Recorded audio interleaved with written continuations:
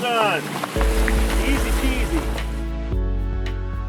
A new Passport hasn't been in Honda showrooms for 17 years. That car was nothing more than a rebadged Isuzu Rodeo, while this car, the 2019 Passport, is most certainly not. It's a Honda through and through, sharing a platform and drivetrain with the Pilot and Ridgeline, and will slot in between the CR-V and Pilot in the lineup. But unlike its brethren, the Passport adopts a slightly more outdoorsy and rugged persona, one that's brought me here to Moab, Utah to try out firsthand. But even before driving the Passport, you can't help but notice some family resemblance. The sculpted hood, wheel arches, and side character lines are taken right from the Pilot. However, a nearly 1-inch higher ride height for better ground clearance and approach angle, shorter rear overhangs that make it more than 6 inches shorter in length, and standard 20-inch wheels do differ it and better prepare it for tackling trails. More noticeable are an aggressive grille, back end with a steeper raked window that looks an awful lot like the Ford Explorer, and black trim. Inside, the Passport uses the Pilot dash, center console, and seats, which isn't a bad thing. Materials are nice, the layout is intuitive, and seats are comfortable. It's just missing the third row and instead has a very good 41.2 cubic feet of cargo space in the back.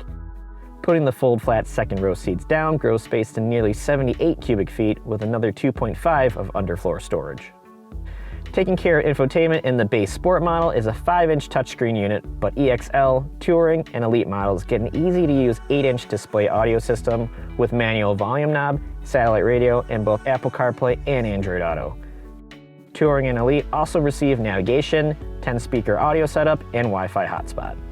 For safety, all Passports get the Honda Sensing package that includes forward collision warning with automatic emergency braking, adaptive cruise control, and lane departure warning with lane keep assist, while EX and above trims also get blind spot monitoring and rear cross traffic alert. Powering matters is a familiar 3.5-liter V6 with 280 horsepower and 262 pound-feet of torque, which works with a 9-speed automatic transmission. Front-wheel drive comes standard, while all-wheel drive is available. Passports with all-wheel drive can tow up to 5,000 pounds, which is good enough to pull adventure toys like a small boat, camper, and a couple of jet skis. As for fuel economy, EPA estimates have it returning 20 miles per gallon in the city and 25 miles per gallon on the highway with front-wheel drive, while all-wheel drive cars return 19 miles per gallon in the city and 24 miles per gallon on the highway.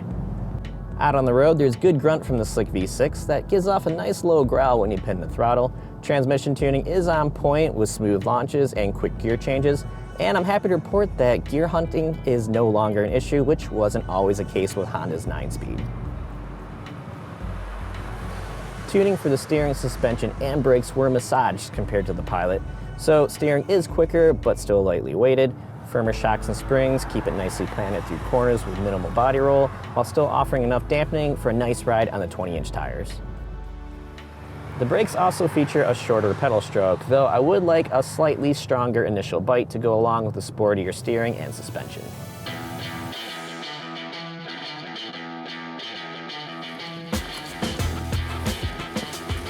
But the main reason Honda brought us out to Moab was to put the Passport's off-road chops on display, which benefits from the aforementioned higher ride height, approach angles, and shorter rear overhangs, but also from the available torque vectoring all-wheel drive system, which isn't brake-based, but a legit delivery-based system. It can send up to 70% of torque to the rear axle, which then can take that and route 100% of it side to side to the wheel that has the most traction. Add in the 4-mode traction management system that has settings for normal, snow, sand, and mud that adjusts throttle, gearbox shift mapping, torque vectoring, and stability control, and you have a crossover that's surprisingly capable off pavement. But I have driven this thing through a lot of mud, sand, and up some nice sized rocks today with the wheel off the ground, and felt the torque vectoring at work, and it was all done with ease.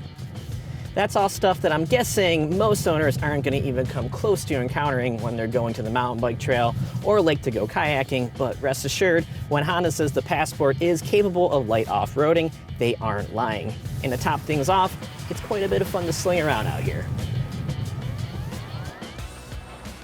The arrival of the 2019 Passport finally gives Honda something to compete with the likes of the also returning Chevy Blazer, Ford Edge, Jeep Grand Cherokee, and Nissan Murano, and offers a nice mix of style, size, tech, and both on and off-road performance. It starts at about $32,000 with all-wheel drive tacking on $1,900. This range-topping elite model that has standard all-wheel drive begins at about $44,000. And after coming out to the middle of nowhere, Utah to test drive it, I have to say that if you're in the market for a slightly larger 5-passenger crossover, the new Honda Passport is definitely worth a test drive.